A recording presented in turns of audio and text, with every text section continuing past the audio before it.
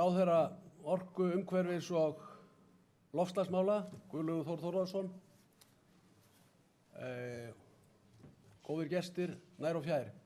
Ég býð ykkur öll velkomin til þessa ársfundar Úrvinnslusjóðs. Sökum ástandsins í samfélaginu þá þessum fundi streymst, þannig ég á von á því að það séu allmargir sem að fylgjast með fundinum. Ég ætla að biðja Sigríði Auði Arnardóttur, ráðuneytisstjóri umhverfis- og auðlindaráðuneytis eins og það núna í forsetaúrskurði, en verður brátt ráðuneyti orku, umhverfis- og auðlindamála að taka við fundarstjórn. Gjörðu svo vel, Sigríður.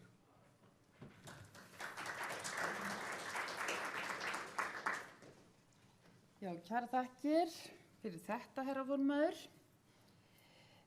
Umhverfis- og auðlindaráðherra, stjórn og framkvæmdastjóri Úrvinnslusjóðs, starfsfólk og aðrir góðir gestir. Ég býð ykkur hjartalega velkomin á þennan ársfund Úrvinnslusjóðs sem nú haldið núna eftir nokkra ára hlé, en Ólafur gerir kannski betur grein fyrir því hér á eftir.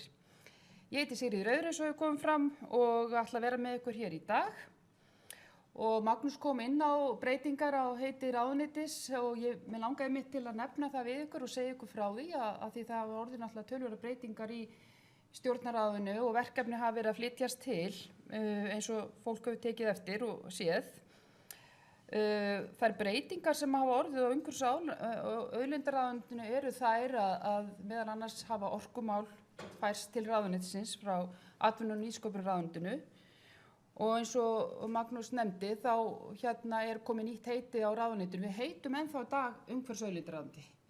En það verið að vinna að þingsályktunartillögur sem eru lögð fram á Alþingi innan skamms og síðan afgreita þinginu væntanlega eftir áramót. Og þá mun ráðuneyti heita umhverfis-, orku- og loftslagsráðuneyti. Ótrúlega spennandi og skemmtilegt að samtvinna umhverfis- og orkumál og það svo sannarlega tengist hringrásarhagkerfinu og úrvinnslumálunum sem við erum að fjalla hér í dag. Þannig það mikil tækifæri í þessu. En eins og venjan á ársfundi Úrvinnslusjóðs sem á sér langa sögu, þá fer formaður stjórnar Úrvinnslusjóðs hér yfir svona helstu áherslumál og það sem hefur verið unnið að og framkvæmdastjóri Úrvinnslusjóðs ætlar að gera grein fyrir ársreikningi og starfsemi sjóðsins. Og við fáum svo erlendan gest hér eftir kaffihlé sem verður með okkur hér í streymi og hann ætlar að fjalla viðfangsefni plastumbúðir sem mikið búið að fjalla plastið. Það eitt af þessum áskorunum í umbúðum og úrgangi og hvernig þetta rekja feril þeirra til endurvinnslu. En Úrvinnslusjóður, hann hefur hlutverki að gegna, miklu hlutverki að gegna í þessu hringrásarhagkerfi og það kerfi einmitt einn af stóru þáttunum í því að ná þessum metnaðarfullu markmiðum okkar í loftslagsmálum. Og þau metnaðarfullu markmið sannarlega hafa skilað sér í þennan stjórnarsáttmála sem við ætlum að vinna með næsta kjörtímabil. En það komið að okkar ágæta ráðherra sem heitir ennþá umhverfis- og auðlind, en hann heitir umhverfis- og orku- og loftslagsráðherra. Hann komið heitið en ekki ráðuneytið. Svo það sé nú sagt. Og ég bið hjartalega velkomin hér og á fundin. Gjörðu svo vel.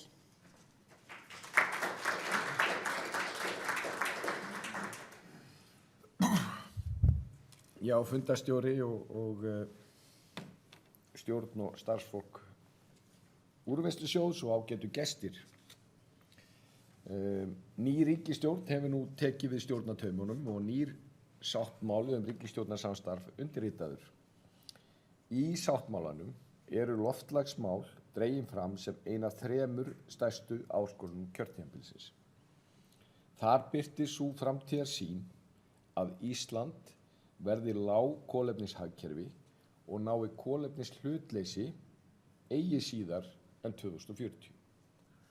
Jafnframt verði sett sjálfstætt landsmarkmið fyrir árið 2030 55% samdrátt í losun sem á beinni ábyrgð Íslands. Dæmi slíka losun frá innanlandssamgöngum, iðnaði og meðhöndlun úrgangs. Markmið 55% samdrátt í losun metnaðarfullt og því verður ekki náð nema hér á landi komist á virkt hringrásarhagkerfi með vörur og þjónustu. Í virku hringrásarhagkerfi eru framleiðsla og neysla sjálfbær. Dregið er úr myndun úrgangs, kosti deilihagkerfisins eru nýttir og auðlindir varðveittar með því að halda hráefni í hringrás. Hér leikur Úrvinnslusjóður eitt af lykilhlutverkum. Starfsemi Úrvinnslusjóðs byggir á grunnhugmyndinni framlengda ábyrgð vöruframleiðenda og mengunarbóta regluna. Í þessu felst að sá sem mengar umhverfið skuli einnig bæta tjónið og að sá sem til úrgang stofnar greið og eftir að þær verða að úrgangi. Framlengd framleiðenda ábyrgð er í því kjörin leið til að beisla kraftinn til nýsköpunar sem býr í atvinnulífinu. Það er ekki síður mikilvægt að beita jákvæðum, hagrænum hvötum til að stuðla og eftir að þær verða að úrgangi. Framlengd framleiðenda ábyrgð er í því kjörin leið til að beisla kraftinn til nýsköpunar sem býr í atvinnulífinu. Það er ekki síður mikilvægt að beita jákvæðum, hagrænum hvötum til að stuðla nýsköpun við flokkun og endurvinnslu úrgangs. Í dag er hagkerfi heimsins innan við 9% hringrænt. Við þurfum að vinna hratt og við þurfum að finna nýja lausnir. Lausnirnar þurfa að koma frá einkageiranum. Það er hins vegar hlutverk hins opinbera að skapa réttu umgjörðinni. Fyrr á þessu ári samþykkti Alþingi lagabreytingar sem mynda undirstöður undir framþróun sem þarf að verða á meðhöndlun úrgangs hér á landi á næstu árum. Takmarkið er að skapa skilyrði fyrir bætta endurvinnslu og endurnýtingu úrgangs og draga verulega úr myndun hans. Þessar lagabreytingar taka stærstum hluta gildi eftir rúmt ár og snerta starfsemi Úrvinnslusjóðs í grundvallaratriðum. Svipað leyti og lagabreytingar voru samþykktar gaf ráðuneytið út nýja stefnu meðhöndlun úrgangs til næstu 12 ára. Undir yfirskriftinni í átt að hringrásar hagkerfi. Þessari stefnu og þeim aðgerðum sem hún innifelur er ætlað að styðja við nauðsynlegar grundvallarbreytingar í málaflokknum. Lagabreytingarnar sem áður voru nefndar eru umfangsmiklar og þeim verða ekki gerð ítarleg skil í ávarpi sem þessu. En ég vil hins vegar nefna 3 atriði. Fyrst vil ég nefna breytingu á markmiðsákvæði laga úrvinnslugjald sem felur í sér að nú er það skýrt að markmið laganna er að skapa skilyrði fyrir myndun hringrásarhagkerfis með vörur og þjónustu. Jafnframt er markmiðið að skapa hagræn skilyrði fyrir endurnotkun vara og endurvinnslu og endurnýtingu úrgangs með hliðsjón af umhverfislegum ávinningi.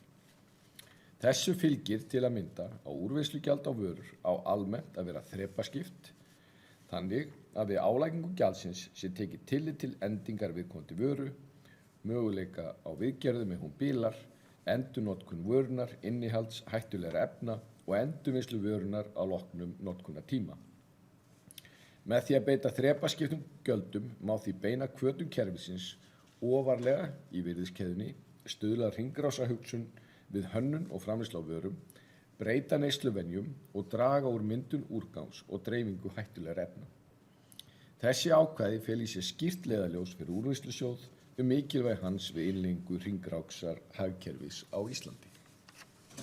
Önnur breyting sem ég vil vekja athygli á er að nýir vöruflokkar munu bætast við úrvinnslugjaldið. Það er gler, málm og viðarumbúðir sem bætast við plast, pappirs og pappumbúðir sem fyrir eru í kerfinu. Auk þess bætast við rafhlöður sem knýja áfram rafbíla og önnur slík farartæki og ýmsar einnota plastvörur. Í þriðja lagi vil ég nefna að fjármögnun Úrvinnslusjóðs á meðhöndlun úrgangs verður víkkuð út. Það felur í sér það nýmæli að sjóðurinn mun fjármagna söfnun þeirra vöruflokka sem undir sjóðinn heyra. Þegar vörurnar eru orðnar á úrgangi og þessi fjármögnun mun taka til sérstakrar söfnunar öllum umbúðar úrgangi og hreinsunar á plastrusli á víðavangi svo eitthvað sé nefnt. Það er því að verða grundvallarbreytingar á verkefni sjóðsins og hlutverk hans að aukast. Þessar breytingar er mikilvægt að undirbúa á natni og í góðu samstarfi við alla hlutaðeigandi. Ég vil hvetja Úrvinnslusjóð og sveitarfélögin í landinu til samstarfs útfærslur. Sveitarfélögin bera að lögum ríkar skyldur við stjórnsýslu úrgangsmála. Meðal annars ákveða sveitarstjórnir fyrirkomulag söfnunar á öllum úrgangi sem fellur til, þar á meðal fyrirkomulag sérstakrar söfnunar úrgangsflokka. Með gildistökur þeirra lagabreytingar sem ég vék að hér á undan mun framlengd framleiðendaábyrgð taka yfir fjármögnun á söfnun sumra úrgangsflokka sem sveitarstjórnir ákveða fyrirkomulagið á. Leið taka framleiðendur og innflytjendur yfir ábyrgð á tölulegum markmiðum varðandi þessa úrgangsflokka, jafnvel þótt sveitarstjórnir fari áfram með ákvörðunarvald varðandi fyrirkomulag á söfnun þeirra. Síðustu misseri hefur Úrvinnslusjóður verið í kastljósi fjölmiðla og störf hans legið undir gagnrýni. Mér þykir sjóðurinn hafa brugðist vel við og grípið tækifæri til að gera umbætur í starfi sínu. Mér langar sérstaklega að nefna að sjóðurinn hefur þegar hafið að greiða meira fyrir ráðstöfun úrgangs sem hagstæð út frá umhverfissjónarmiði. Það hærri greiðslu fyrir úrgang sem fer til endurvinnslu en fyrir úrgang sem fer til brennslu með orkunýtingu. Með því verður til augljós hagrænt hvati til að auka endurvinnslu. Það jafnframt ánægjulegt að stjórn Úrvinnslusjóðs hefur nú staðfest og birt ársreikninga sjóðsins fyrir undangengin 4 ár. Í kjölfar gildistöku gildandi laga opinber fjármál árið 2016 kom sú staða að stjórnin taldi sig ekki geta staðfest ársreikninga sjóðsins og tekjur af úrvinnslugjaldi fóru þá að renna í ríkissjóð í stað Úrvinnslusjóðs. Á móti tekjustreyminu úr Úrvinnslusjóði var svo veitt fjárframlag á grundvelli fjárheimilda í fjárlögum hvers árs. Til að koma til móts við athugasemdir sem gerðar voru við þessa nýju framkvæmd og taka af allan vafa varðandi eignarhald Úrvinnslusjóðs á tekjum og úrvinnslugjaldi lagði ráðuneytið til breytingar sem gerðar voru síðastliðið vor á lögum um úrvinnslugjald en þau taka gildi 1. janúar 2023. Mikilvægt að halda því til haga að þótt sífellt séu tækifæri til umbóta við framkvæmd úrvinnslugjaldakerfisins þá verður ekki annað séð en að almenn ánægja ríki með kerfið. Eins og ég nefndi hér áðan verða fleiri vöruflokkar færðir undir kerfið eftir rúmt ár, svo sem allar umbúðir og ýmsar einnota plastvörur. Ráðuneytið er nú jafnframt með til athugunar hvort mögulegt að auka endurvinnslu plastúrgangs með því að færa enn fleiri vöruflokka sem innihalda plast undir kerfið. Umsvif mikilvægi framleiðendaábyrgðar fara vaxandi. Við þurfum hins vegar alltaf að vera vakandi fyrir umbótum og breytingum á kerfinu og starfsemi Úrvinnslusjóðs og líta til annarra þjóða í því samhengi. Og að endingu langar mig að minnast á þau tímamót að urðu nýlega að formennska í stjórn Úrvinnslusjóðs skipti hendur. Fráfarandi stjórnarformanni Laufeyju Helgu Guðmundsdóttur vil ég þakka vel unnin störf. Leið óska ég nýjum formanni Magnúsi Jóhannessyni velfarnaðar. Stjórn og starfsfólk Úrvinnslusjóðs til hamingju með daginn og megi ykkur vegna sem allra best í störfum ykkar. Umbreyting ráðandi hagkerfis viðfangsefnið sem við stöndum frammi fyrir. Hagrænir hvatar og nýjar arðbærar lausnir munu gegna lykilhlutverki. Úrvinnslusjóður mun gegna lykilhlutverki og ráðuneytið hlakkar til samstarfs við sjóðinn þau mikilvægu verkefni sem framundan eru við innleiðingu hringrásar hagkerfisins á Íslandi. Góðar stundir.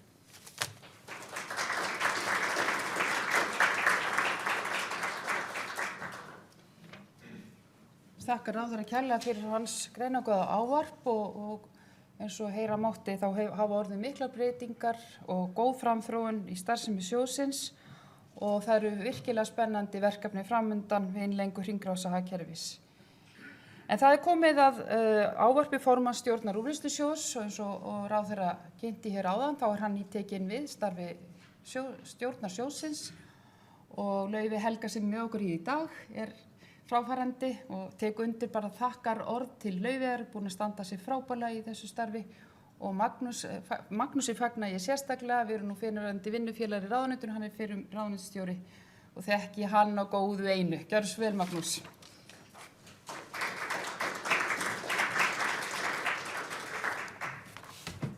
Takk Sigríður, góðir fundarmenn. Það mér sönn ánægja að vera með ykkur hér í dag, svo skömmu eftir að ég hef tekið við stjórnarformennsku í Úrvinnslusjóði. Mér finnst verkefni spennandi og hlakka til að takast á við það og vinna með þeim aðilum sem þurfa að koma að því.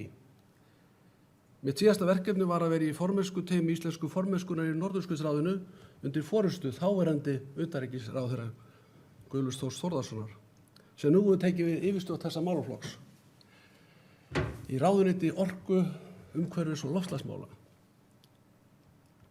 Formennskan í Norðurskautsráðinu tókst mjög vel eins og alþjóð veit og ég bjartsýnn á þetta verkefni eigi eftir að ganga mjög vel undir stjórn ráðherra. Og takk fyrir hvatningarorð þín, ráðherra, hér áðan. Mig langar líka að segja það að ég tók við mjög góðu búi sem stjórnarformaður af Laufey Helgu Guðmundsdóttur og ég vil nota þessa tækifæri líka til þess að færa henni þakkir frá stjórninni. Mig langar fyrst, áður en ég kem að verkefni sem framundan eru, að víkja nokkrum orðum að framleiðendaábyrgð. Framleiðendaábyrgð var innleidd hér á landi fyrir 19 árum með nokkuð öðrum hætti en í öðrum ríkjum á evrópska efnahagssvæðinu. Hér var ákveðið að setja á fót ríkisstofnun sem færi með þessa ábyrgð með yfirstjórn þar sem að fulltrúar framleiðenda færu með meirihluta í stjórn. Þetta fyrirkomulag sem er nokkuð einstakt, eins og áður sagði, var það samkomulagi milli stjórnvalda annars vegar og framleiðenda og innflytjenda hins vegar. Með þessu fyrirkomulagi vannst tvennt. Í fyrsta lagi hagkvæmni í innheimtu úrvinnslugjalds og komið væri í veg fyrir sniðgöngu framleiðenda í þátttöku kerfisins. Þetta tókst með því að skatturinn og tollurinn tók að sér að annast innheimtu úrvinnslugjalds. Annars staðar hafa orðið til fyrirtæki í eigu samtaka framleiðenda sem hafa tekið að sér að sjá þessa ábyrgð og hefur þar orðið vart sniðgöngu eða svo kölluðum free riders. Ég leyfi mér að fullyrða að framleiðenda ábyrgð með tilkomu úrvinnslusjóðs hafa haft mikil áhrif á umhverfisvænni meðhöndlun úrgangs, aukna endurvinnslu úrgangs og þróun úrgangsþjónustu hér á landi. Áhersla hefur verið lögð á að ná tilteknum markmiðum fyrir einstaka úrgangsflokka söfnun og meðhöndlun á sem hagkvæmastan hátt. Hvort hefði mátt gera betur, veit ég ekki, en þó má alltaf betur gera og vera vitur eftir á. Það gefur auga leið að æskilegt er að ná umhverfismarkmiðum með lágmarkskostnaði en í því sambandi skiptir virk flokkun úrgangs þar sem hann myndast miklu máli. Framundan eru nú breytingar á ýmsum markmiðum framleiðenda ábyrgðar þar sem gerð verður aukin krafa endurvinnslu úrgangs. Ég bið nú afsökunar því að sumt af því sem að ráðherra kom hér inn og er ég að endurtaka hér. Góð vísa er aldrei oft endurtekin. Síðastliðið vor gerði Alþingi umtalsverðar breytingar á 3 lögum sem munu hafa töluverð áhrif á starfsemi úrvinnslusjóð á komandi árum. Hér er að ræða breytingu á lögum hollustuhættu og mengunarvarnir, lögum meðhöndlun úrgangs og lögum úrvinnslugjald. Þessar breytingar hafa það markmið að styðja að hringrásarhagkerfi hér á landi og koma til fullra framkvæmda 1. janúar 2023. Markmið hringrásarhagkerfis er að auka nýtingu hráefna og draga úr álagi á náttúrulegar auðlindir og lengja líftími þeirra. Aukin framleiðenda ábyrgð í fleiri úrgangsflokkum skipta miklu máli í þróun og innleiðingu hringrásarhagkerfis hér á landi. Eitt verðum við þó að hafa í huga. Úrvinnslusjóður hefur ekki bein tök á tilurð og endalokum úrgangs, heldur þarf að reiða sig á fagmennsku og traust annara sem koma að ferlinu. Upplýsingar frá þjónustuaðilum og ráðstöfunaraðilum verður sjóðurinn að geta treyst til að hægt sé að meta raunverulegan árangur við sett markmið. Sjóðurinn mun leggja áherslu á að ferlið sem hagrænir hvatar styðja sé vel skilgreint og að ráðstöfun úrgangs liggi fyrir áður en endanlegt uppgjör við þjónustuaðila fer fram. Söfnun og flokkun úrgangs eftir tegundum er mikilvæg forsenda hagkvæmni í endurvinnslu úrgangs. Þess vegna er nú gert ráð fyrir að hagrænir hvatar verði nýttir til að styrkja sérstaka söfnun og flokkun úrgangs til viðbótar við flutning og meðhöndlun úrgangs eins og verið hefur. Auk þess er gert ráð fyrir að framleiðenda ábyrgð nái til fleiri úrgangsflokka en áður, þar má nefna gler, viðar, málmumbúðir, rafdifræður og tilteknar einnota plastvörur eins og ráðherra nefndi hér áðan. Í ljósi þess að úrgangur verður til allstaðar í samfélaginu, á vinnustöðum, á heimilum, skipum, í flugvélum, í skólum, á hjúkrunarheimilum og spítölum, svo nokkuð sé nefnt, munu fræðsla og upplýsingar til almennings og fyrirtækja skipta máli, miklu máli. Samkvæmt þeim lagabreitingum sem hér nefndi áðan skulu Umhverfisstofnun, Samband sveitarfélaga og Úrvinnslusjóður standa sameiginlega að fræðslu þær breytingar sem stefnt að. Í því efni mikilvægt að draga fram þátt og ábyrgð fyrirtækja, sveitarfélaga og einstaklinga í því að ná sem bestum árangri í þróun hringrásarhagkerfisins. Í nefndaráliti umhverfis- og samgöngunefndar Alþingis með lagabreitingum lagt til að Úrvinnslusjóður leiti leiða til samráðs við fulltrúa neytenda og umhverfissamtaka. Ég hef ásamt framkvæmdastjóra þegar átt fund með fulltrúum þessara aðila til að hefja umræður málið. Þessi nýju markmið framleiðenda ábyrgðar munu jafnframt kalla á breytta skilmála fyrir þjónustuaðila og ráðstöfunaraðila sem eru og verða lykilaðari í úrvinnsluferlinu. Auk þess verðum við að gera ráðstafanir til að tryggja rekjanleika úrgangs. Það grundvallaratriði að allir aðilar rói í sömu átt til þess að við náum árangri og settum markmiðum. Endurvinnsla úrgangs þar sem hráefni, upphaflegu vörunar eru endurunnar til áframhaldandi notkunar þó ýmsu háð. En stærð markaðar jafnan stærsti þáttur í hagkvæmni. Því það svo þegar við horfum til aukinna krafna endurvinnslu úrgangs að gera má ráð fyrir að endurvinnsla á ýmsum úrgangsflokkum verði ekki samkeppnishæf hér á landi vegna smæðar markaðar. Það mun kalla á auknar kröfur gagnsæi gagnvart erlendum endurvinnslustöðum sem íslenskir aðilar skipta við. Rekjanleiki úrgangs verður eitt af áherslumárum Úrvinnslusjóðs. Þetta verðum við að hafa í huga þó við vildum gjarna að úrvinnsluiðnaður verði sem öflugustur hér á landi. En það ekki hægt að fjalla svo verkefni sem framundan eru án þess að nefna starfsfólk Úrvinnslusjóðs. En á þeim mun hvíla meginþungi þess starfs sem þarf að vinna. Úrvinnslusjóður lítil stofnun en með mikinn mannauð sem ég þekki vel frá fyrri tíð. Það mun mæða mikið á þeim næstu mánuði við undirbúning og innleiðingu þeirra breytinga sem ég hef hér farið yfir. Það alveg hugsanlegt að það þurfi að bæta við starfsfólki að minnsta kosti tímabundið meðan við vinnum að framkvæmd þessara breytinga. Þegar ég tók við starfi stjórnarformanns Úrvinnslusjóðs í síðasta mánuði fékk ég fréttir af töluverðri umfjöllun fjölmiðla málefni sjóðsins síðustu misseri. En sú umfjöllun hafði farið fram hjá mér. Rétt og öflug fjölmiðla umfjöllun getur skipt miklu máli fyrir starfsemi Úrvinnslusjóðs á komandi misserum. Ekki síst í ljósi þess að virk þáttaka sem flestra í söfnun og flokkun úrgangs mun ráða miklu góðan árangur. Við munum því kappkosta að starfsemi Úrvinnslusjóðs verði vel sýnileg og starfsemin gagnsæ. Góðir fundarmenn, framundan eru spennandi og krefjandi tímar í úrvinnslu úrgangs á Íslandi. Stjórn Úrvinnslusjóðs mun leggja höfuðáherslu á gott samstarf við alla þá aðila sem koma að málinu með það meginmarkmið að leiðarljósið að okkur takist að styrkja verulega framgang hringrásarhagkerfis hér á landi. Takk fyrir.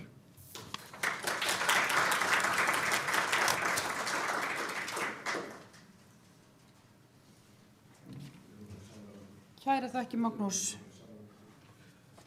Gott að heyra af þessu mikla starfi sem hér framundan og kraftinum í starfseminni.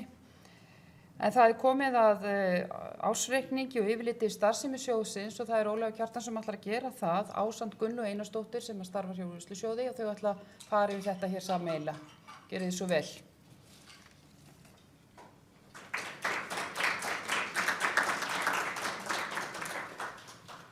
Takk fyrir.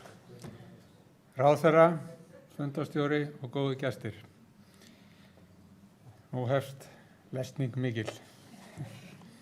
Þið sem eru gömul í hettunni þekkið það að þetta svona svolítil maraþon yfirferð starfsemi sjóðsins og ég ætla í ljósi þess að það nokkuð umleiði síðan að við vorum síðast með ársfund að leyfa mér að rifja aðeins upp svona megin þætti í starfsemi Úrvinnslusjóðs. Það hefur verið vikið að því að markmiðum sjóðsins var breytt. Nú eru komnar setningar inn í markmiðin eins og að skapa skilyrði fyrir myndun hringrásarhagkerfis, skapa skilyrði fyrir endurnotkun, endurvinnslu úrgangs og aðra endurnýtingu úrgangs með hliðsjón af umhverfislegum ávinningi og fleiri orði í kringum þetta. Þetta breytir mjög ásýnd sjóðsins En ef við reynum að staðsetja sjóðinn aðeins í þessu umhverfi, þá hér mynd sem að sumir kannast kannski við. Það þessi hringrás sem að staðsetur úrvinnslusjóð í miðju hringrásarinnar og í raun og veru verkefni úrvinnslusjóðs að flytja fjármagn frá framleiðendum og innflytjendum í þessa verkþætti sem við erum að tala endurvinnslu, meðhöndlun, flutning, söfnun og ég gæti nefnt fleiri þætti eins og fræðslu og kynningu þó að þeir séu ekki hérna á þessari mynd. Ég vil hins vegar vekja athygli á og það nýmæli fyrir þá sem hafa séð þessa mynd áður að ég merki þarna að þetta flæði frá framleiðendum til úrvinnslusjóðs af fjármunum. Það var rofið með lögum opinber fjármál sem við víkjum aðeins nánar og sem hefur reyndar þó að það sé nú búið að svona allavega í lagalegum skilningi að koma með úrbætur á því máli að þá veldur það okkur töluverðum vandræðum. Önnur mynd af í raun og veru sömu hringrás en með eilítið annarri áherslu sem ég langar að deila líka með ykkur. Við sjáum þarna lengst til vinstri, þarna eru þessir vöruflokkar sem eru núna hluti af úrvinnslusjóði. Það streymir úrvinnslugjald inn í úrvinnslusjóð sem samkvæmt lögum okkar deildarskiptur þar sem hver vöruflokkur hefur sína deild og hún á að vera fjárhagslega sjálfstæð. Vörurnar fara síðan að notkun lokinni inn á markað og eins og lögum úrvinnslugjald lýsa verkefninu þá lýsa þeir í þannig að úrgangurinn fari inn á söfnunarstöðvar, hann síðan fluttur í rétta meðhöndlun og úrvinnslusjóður á að fjármagna þessa hluti og ég vek athygli á því að þessi mynd verður flóknari núna þegar við erum komin með þessa nýju vöruflokka og þessi nýju verkefni einnig inn í okkar verkefnalýsingu. Aðeins til þess að átta sig á því hvernig úrvinnslugjald í raun og veru verður til, það að segja upphæðin, að þá tiltekinn kostnaður sem á að greiða af úrvinnslusjóði. Það eru þessir bláu verkleiðir þarna sem á myndinni. Það söfnunarstöðvar, það flutningur, meðhöndlun og ráðstöfun. Síðan auðvitað rekstur sjóðsins, skráning og eftirlit sem á við raftæki og rafhlöður og svo ýmis annar kostnaður sem einnig á eftir að verða fyrirferða meiri í framtíðinni eins og kynningar og fræðsla. Þessum kostnaði er skipt niður á þau kíló sem að ræða í hverjum flokki og síðan úrvinnslugjaldið allavega svona teoretist. Það þessi kostnaður sinn skilahlutfall en skilahlutfall ráðstafað magn deilt með álögðu magni sem hefur þá verulega áhrif á það hversu hátt úrvinnslugjaldið þyrfti að vera. Við tökum þarna dæmi ef að skilahlutfallið 21% og kostnaður 100 krónur þá því úrvinnslugjaldið miðað við þetta 21 króna og allt ætti að ganga upp og sjóðurinn í hverjum vöruflokki á núlli hverju sinni. En nokkur orðum úrvinnslusjóð, svona sem ég held að skipti máli þegar við erum að horfa á starfsemina, að þetta stofnun sem heyrir undir umhverfis- og auðlindaráðuneytið, enn sem komið Hann hefur það hlutverk að umsýsla úrvinnslugjald og ráðstöfun þess á verkefniskrá úrvinnslusjóðs og honum gert að koma á skilvirku fyrirkomulagi við úrvinnslu úrgangs með hagrænum hvötum og þar hafa að hluta til þær breytingar sem voru gerðar í vor sett mark sitt á verkefni okkar nú þegar þó að meginþorrinn í raun og veru taki ekki gildi fyrir 2023. Það að stuðla hringrásarhagkerfi og gera það með hliðsjón af umhverfislegum ávinningi sem nýr, þetta eru nýir liðir og grundvalla forgangsröðun á meðhöndlun úrgangs. Þar verið að vísa í úrgangsþríhyrningin svokallaða þar sem að ráðstöfun leiðum gert mishátt undir höfði. Við eigum að ná tölulegum markmiðum og við eigum að gera samninga úrvinnslu úrgangs á grundvelli útboða eða verksamninga. Og svo að lokum sem ég held að sé mikilvægt hlutverk og endurspeglar kannski að hluta til skipun stjórnarinnar að við eigum að hafa samráð við hlutaðeigandi aðila atriði þá varðar. Á grundvelli þessa höfum við sett fram ýmsar forsendur reksturinn, þannig að svona eins og við lítum á þetta hlutverk okkar út frá praktíkinni, það að segja sem eina grundvallarsetningum sjóðsins, að úrvinnslusjóður eignast aldrei úrganginn. Við í raun og veru eigum bara að gera úrganginn verð meiri, við getum litið svo á að við límum pening á úrganginn, límum pening á hjólbarða og þeir sem að sýsla með úrvinnslu hjólbarða geta losað þennan pening af þegar þeir hafa náð tilteknu skilyrði sem ég vík hérna að áðan. Og þar með eru hjólbarðar allt í einu orðnir hafa markaðsvirði þannig að markaðurinn getur sinnt því að safna hjólbarðum og koma þeim í vinnslu. Án þess að við séum að segja hvernig að gera alla hluti. Þjónustuaðilar, það eru verktakarnir sem eru að vinna þessa vinnu. Þeir semja við úrvinnslusjóð á grundvelli skilmála sem gilda fyrir hvert vöruflokk. Við tryggjum þjónustuaðilum engin viðskipti, það ríkir sem sagt samkeppni á úrgangsmarkaði, sem ég held að það sé lykilatriði þegar við erum að tala þessar hagrænu aðgerðir. Ráðstöfunaraðilar, það eru þeir sem að taka við úrganginum frá þjónustuaðilum og ljúka vinnslu hans. Þeir sækjum að gerast aðilar að kerfinu á grundvelli skilmála. Við gerum ekki neina samninga við þessa aðila. Við viðurkennum þeim bara inn í ferlið. Stjórn úrvinnslusjóðs ákveður endurgjald og flutningsjöfnun. Endurgjaldið á móti kostnaði við úrvinnslu úrgangsins og flutningsjöfnun ætlað að jafna aðstöðu allt land. Og við þessa ákvörðun á endurgjaldi tekið tillit til söluverðmætis úrgangisins á endurvinnslumörkuðum. Þannig að ef það hátt endurvinnsluverð á úrganginum þá þurfum við að leggja til minna.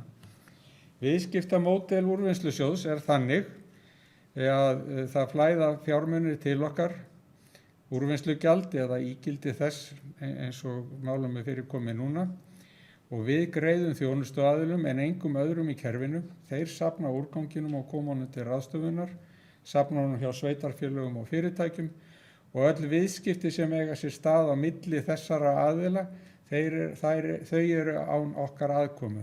Þannig ef að þjónustuaðili gengur vel frá sínum efnum og fær hærra verð fyrir úrganginn sem þeir eru að skila, þá það þeirra bónus. Til að auka enn sveigjanleika kerfisins þá gerðum við ráð fyrir því að það getur verið fleiri en einn þjónustuaðili í þessari keðju. Einn aðili safnar úrganginum, hugsanlega lítill aðili og hann framselur hann síðan til stærri þjónustuaðila sem kemur málinu áfram. Fyrri aðilinn fær þá flutningsjöfnuna fyrir söfnununa en seinni aðilinn endurgjaldi fyrir að klára málið. Eins og við horfum á þetta núna og það búið að víkja nokkrum orðum að því í ágætum ræðum ráðherra og formanns úrvinnslusjóðs að þá þurfum við hugsanlega að horfa lengra niður eftir úrvinnslukeðjunni. Við þurfum að gera ráð fyrir því að úrgangurinn fari frá ákveðnum ráðstöfunaraðilum áfram til vinnslu hjá öðrum aðilum. Þetta á sérstaklega við aðila sem að taka að sér að flokka úrganginn og koma úrganginum síðan áleiðis eða miðla honum áfram. Og eins og ég sagði áðan að þá úrvinnslusjóður ekki með beina samninga við ráðstöfunaraðila en munu líklega þurfa að horfa til þess að gera samninga við ráðstöfunaraðila það að fá tölulegar upplýsingar endanlega ráðstöfun og upplýsingar endanlega ráðstöfunar. Nánar verður vikið að þessu í erindi sem við fáum flutt frá Belgíu, getum nánast sagt systursamtökum okkar eða systurstofnun okkar, Valipec, þó að það sé nú reyndar ekki opinber stofnun og mun hann gera grein fyrir slíkum samningum sem þeir hafa gert. Varðandi gagnasöfnuna, því að það hefur verið líka dálítið í umræðinu, að þá það þannig að þjónustuaðilar skila tilteknum gögnum til úrvinnslusjóðs til þess að geta fengið greitt. Þeir skila okkur gögnum magn sem þeir safna, hvar þeir safna því, hver var úrgangshafinn og hver upprunnin er.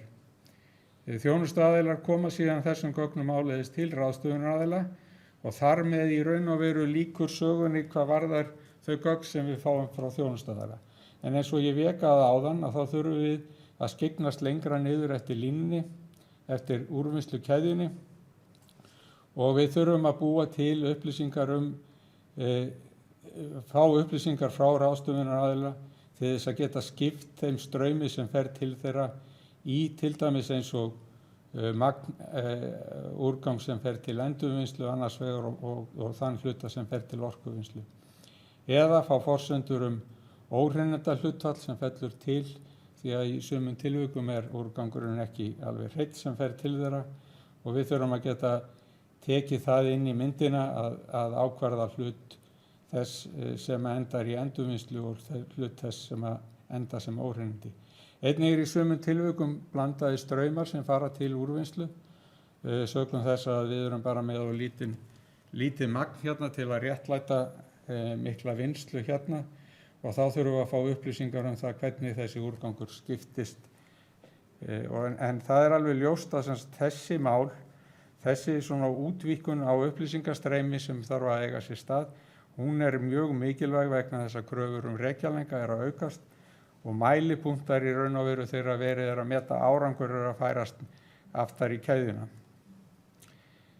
Þetta voru svona þau orð sem ég vildi hafa sjóðinn eins og hann starfar í dag. En aðeins að ársreikningum fyrir árin 2017 til 2020. Ef við byrjum þarna í bláa reiknu lengst til vinstri, að þá er í lögum úrvinnslugjald kveðið á að markaðar tekjur af úrvinnslugjaldi skuli renna óskiptar til úrvinnslusjóðs. Það er kveðið á að úrvinnslusjóður sjá umsýslu gjaldsins og að stjórn hafi yfirumsjón með starfsemi hans. Og það er kveðið á að úrvinnslugjaldi að taka mið af áætluðum kostnaði eins og ég vék að áðan við úrvinnslu úrgangs og að sjóðurinn skiptist í vöruflokka eða uppgjörsflokka sem skuli vera fjárhagslega sjálfstæðir. Þetta eru allt grundvallaratriði í rekstri svona kerfis sem hefur svona marga vöruflokka undir reglífinni. Ríkisendurskoðun endurskoðaði og stilti upp ársreikningum úrvinnslusjóðs miðað við ákvæði í lögum úrvinnslugjald þar sem gerð var grein fyrir innheimtu úrvinnslugjalds og ráðstöfun eftir uppgjörsflokkum. Ríkisendurskoðun gerði einnig endurskoðunarbréf eða endurskoðunarskýrslur eins og þær voru kallaðar síðustu árin þegar hún sá endurskoðun. Lög opinber fjármál tók í gildi allavega gagnvart úrvinnslusjóði árið 2017. Þar með féllu markaða tekjur niður en á móti kom fjárframlag á grundvelli fjárheimilda í fjárlögum. Framsetning ársreiknings breyttist og endurspeglar meira svona almenna ríkisstofnanir í A-hluta. Ársreikningar sjóðsins fyrir þessi ár endurspegla þau ekki meðferð tekna samkvæmt lögum úrvinnslugjald og veita til dæmis ekki mynd af stöðu uppgjörsflokka. Stjórn hafnaði að undirrita reikninga árin 2017 til 2019 þar sem þeir voru ekki í samræmi við ákvæði laga úrvinnslugjald sem stjórnin starfaði eftir.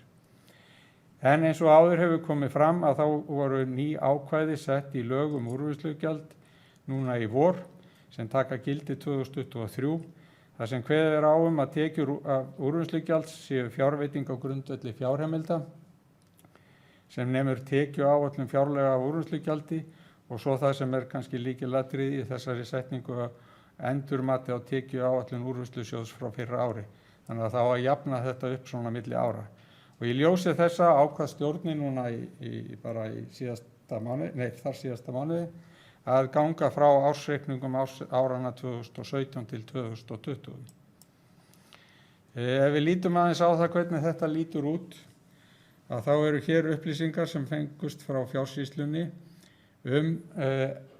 tekjur sem úrvinnslugjald skilaði þá í ríkissjóð árin 2017 til 2020 og síðan fjárheimildir sem úrvinnslusjóði voru veittar þessi sömu ár og fyrir neðan eru mismunur þar á og síðan uppsafnaður munur og þið sjáu það að þetta sveiflast svolítið til.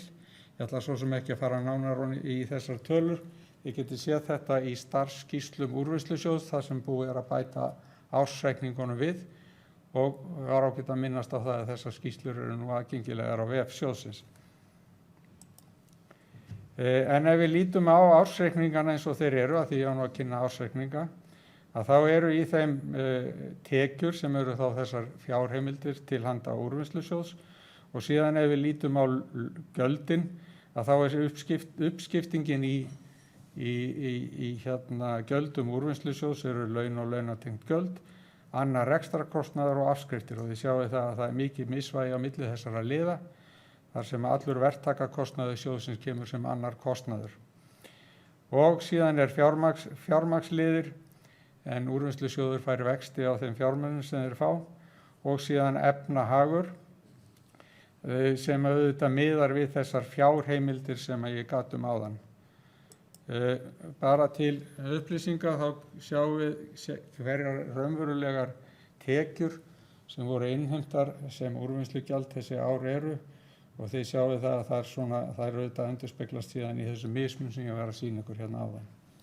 En varðandi rekstur úrvinnslusjóðs þá langar mig að sýna ykkur aðeins mynd frá því bara í árdaga 2003 rekstur sjóðsins, bæði tekjur og gjöld og sjóðsstöðu og það sem ég langaði sérstaklega að benda á það er þið sjáu þetta þarna á árum áður áhrif hrunsins á sínum tíma þar sem að tekjur sjóðsins féllu verulega en kostnaðurinn hélt að miklu leyti áfram og þurftum jafnvel að bæta í. Þannig að þar gekk mjög á sjóðinn sem hefur síðan verið að aukast en núna síðustu árin hefur verið gengið á sjóðinn og ég tók hérna sem dæmi, þið getið séð þetta allt fyrir hvert vöruflokk í skýrslunum en hér er aðeins tæft á nokkrum vöruflokkum sem er það sem er megin skýring þessa taps eða í raun og veru og það sé gengið á sjóðinn að það var verulegt verðfall á pappa árið 2019 sem við þurftum síðan að mæta með verulega hækkuðu endurgjaldi því að eins og ég vék á áðan að þá þarf endurgjaldið, heildarendurgjaldið söluverðmæti úrgangsins og endurgjald úrvinnslusjóðs að vera þannig að þessi viðskiptatækifæri í því að koma pappa til endurvinnslu. Það eru hjólbarðar, þar var orðið mikill sjóður hér fyrir nokkrum árum var ákveðið að greiða hærra fyrir endurvinnslu á hjólbarðum og kostnaðurinn var meiri heldur en tekjurnar og þar var gengið á þennan sjóð. Það var sem sagt meðvituð ákvörðun og í ökutækjunum var einnig gengið á sjóðinn þó að við séum búin að leiðrétta það núna. Það hefur verið mjög sveiflukennt, stórar sveiflur í skilum á ökutækjum, jafnframt þess sem að það er sólarlags ákvæði í greiðslu á úrvinnslugjaldi af ökutækjum. Það er aldrei greitt oftar heldur en í 15 ár. Og síðan hefur tilkostnaður vegna olíuvara aukist þannig að það er orðin neikvæð staða sem að verið að leiðrétta núna með hækkun á úrvinnslugjaldi. En ef við lítum á nokkrar sviðsmyndir úr á vöruflokkunum að þá sjáum við þarna hjólbarða, þarna sjáum við skiptinguna milli endurvinnslu og nýtingar á hjólbörðum á urðunarstað og þetta er það sem ég nefndi við ykkur áðan að við fórum að greiða hærra fyrir endurvinnslu á úrvinnslugjaldi. Við sjáum þarna rafhlöður og rafkema og þar sjáum við einnig rauða doppalínu sem eru markmiðin og við sjáum það að fyrir rafkemana liggjum við vel yfir þessi markmið en undir í rafhlöðunum í raun og veru en samanlagt erum við þar yfir markmiðum. Þannig að þarna er ljóst að það þarf að bæta í söfnun á raftækjum. Þetta eru söfnunartölur, þetta er ekki ráðstöfunartölur. Ef við horfum síðan á pappan, þá sjáum við það gráu línurnar er söfnunin. Söfnunin hefur núna síðustu árin verið nokkuð konstant, en við sjáum það að sennilega eru þetta áhrif frá COVID, að pappamagn sem sett er á markað sem eru bláu línurnar, það hefur dróst saman milli 2019 og 2018, sem þýddi það að endurvinnslu hlutfallið fluttist þarna upp og sjálfsagt hefur hluti af þessari endurvinnslu af pappa færst á milli ára 2019 og 2018 vegna aðstæðna á markaði. Sömu sögu er eiginlega að segja plastumbúðirnar, þarna sjáum við aftur rauðu doppóttulínuna sem markmiðin og skila og endurvinnslu hlutfall plastumbúða sem grænlínuna. Þarna sjáum við það að hluti þeirra umbúða sem eru að fara í endurvinnslu nokkuð stöðugur en hluti umbúða sem fór á markaðinn árið 2020 heldur minni. Að lokum ökutækin, þetta nokkuð fróðleg mynd að sjá. Þarna sjáum við aukninguna í skilum á ökutækjum.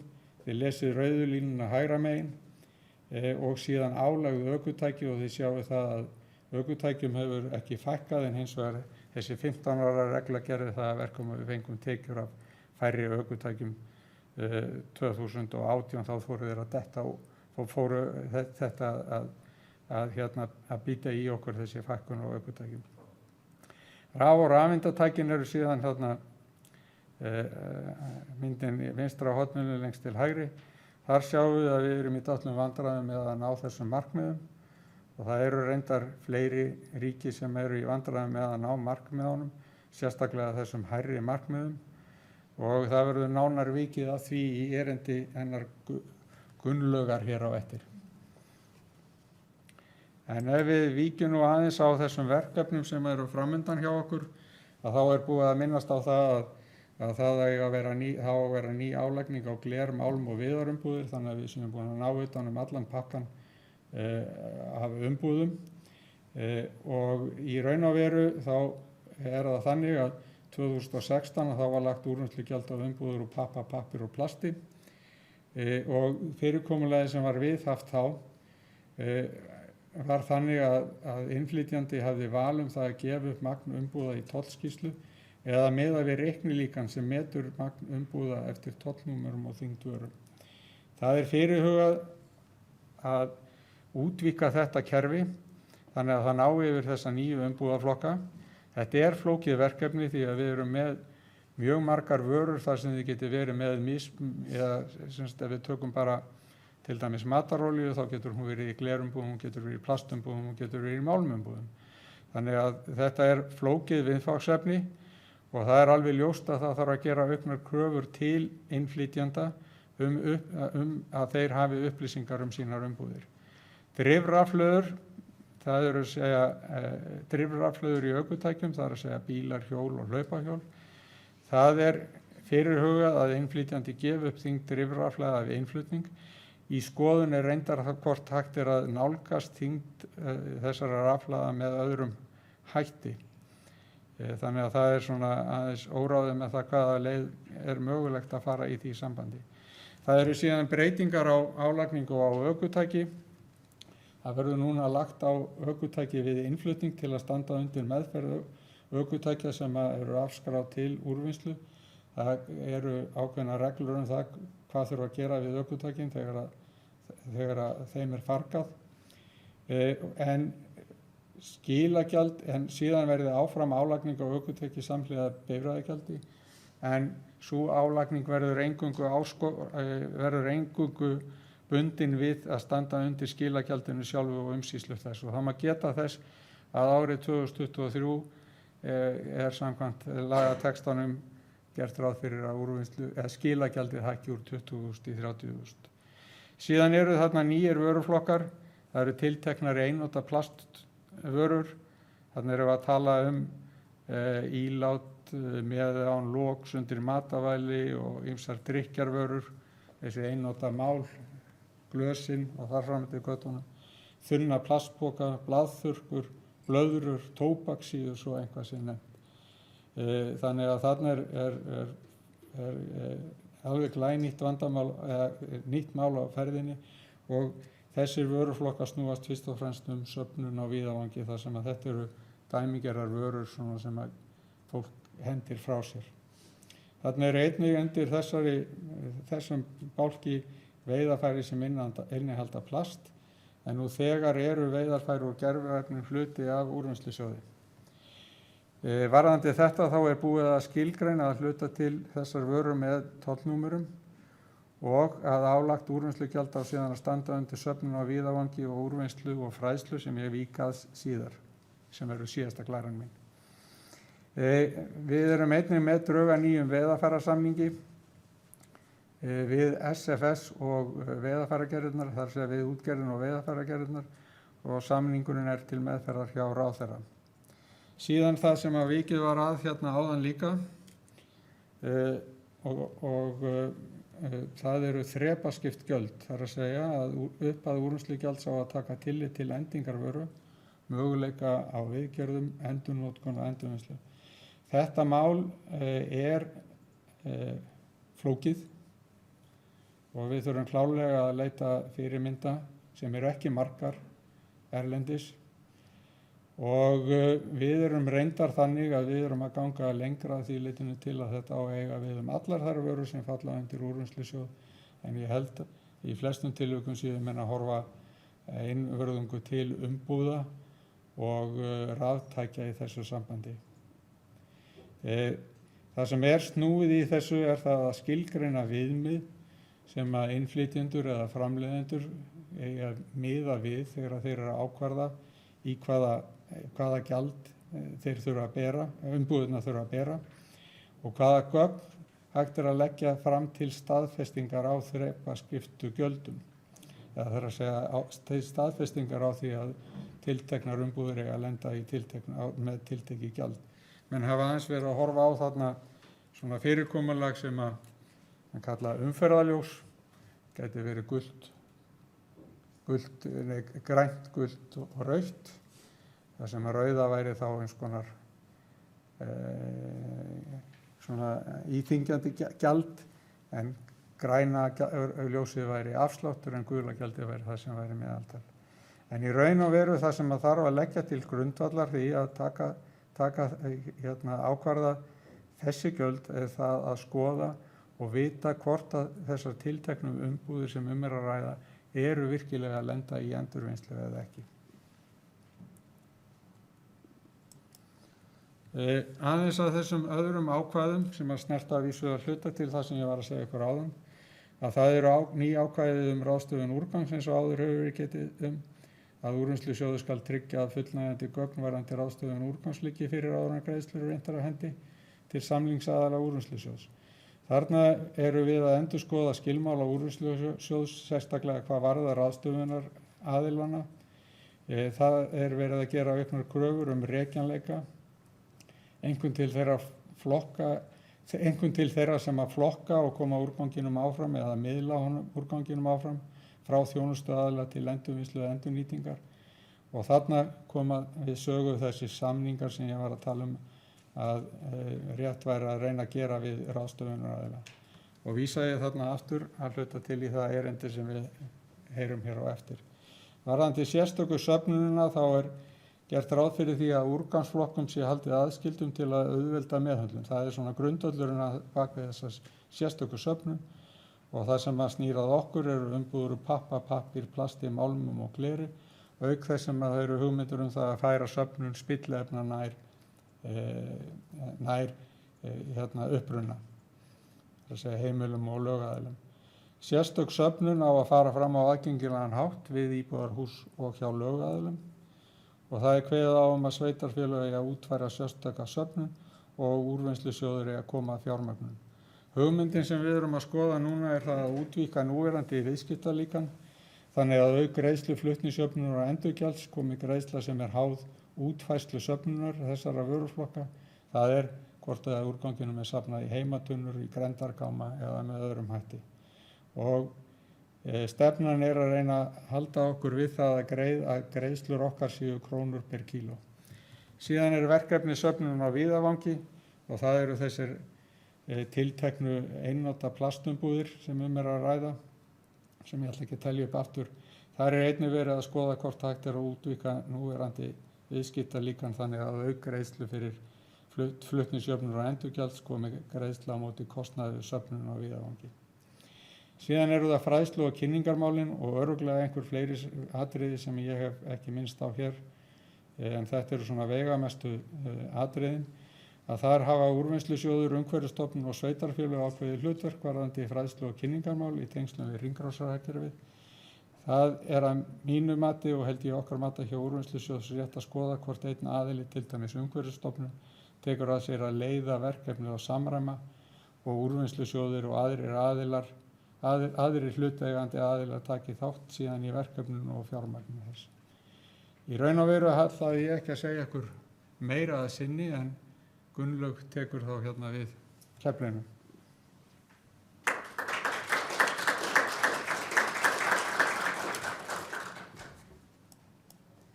Já, það sem ég ætlaði aðeins að fara með ykkur í gegn væri það að skyggnast hérna svolítið niður eftir línunni eins og Ólafur kallaði það. Að við höfum vel skilgreint kerfi varðandi það sem er að gerast hjá þjónustuaðilunum, alla þá söfnun og þær upplýsingar sem að þar liggja fyrir, sem er skilað inn með skilagreinum. En það sem við ætlum að fara aðeins að horfa á þarna er það sem er þarna vinstra megin, sem þetta skyggnast þarna niður eftir línunni hjá ráðstöfunaraðilunum. Hvað verður úrganginn hjá ráðstöfunaraðilunum? Þetta er bara sent til endurvinnsluaðila og hvað verður úrganginn þar? Hvað stórt hlutfall af honum fer í endurvinnslu, endurnýtingu eða eitthvað annað? En við ætlum að fókusera hérna svolítið á raftækin. Það er svolítið nýtt hjá okkur núna að hafa verið að kíkja á þau, kryfja þau aðeins betur niður. En ég ætla aðeins að byrja hérna að segja það að Úrvinnslusjóður, hann ber ábyrgð á að ná á landsvísu tölulegum markmiðum fyrir söfnun og hann ber líka hérna ábyrgð á að ná markmiðum fyrir undirbúning undir endurnotkun, endurvinnslu og endurnýtingu. Og þá er það þarna fyrst að tala kannski söfnunarhlutfallið og það er það sem er verið að safna hérna hér innanlands af þjónustuaðilunum. Og ef við reiknum það út þá er það hvað safnast mikið á hverju ári og það er deilt með því sem er sett á markað það ár og næstu 2 ár á undan. Og árið 2020 þá var safnað 5.000 tonnum af raftækjaúrgangi hérna hjá okkur á Íslandi en á markað voru sett eitthvað í kringum 14-15.000 tonn á árið. Það kom svolítið fram á myndinni sem Ólafur var með hérna sem var hérna neðst niður í horninu hjá honum. Og það þýðir í rauninni að fyrir hver 3 raftæki sem við flytjum inn þá erum við að safna 1 tilbaka. Nú Evrópusambandið hefur sett markmið sem við berum ábyrgð á að ná og í rauninni markmiðið er hérna 65%, það hækkaði í fyrra.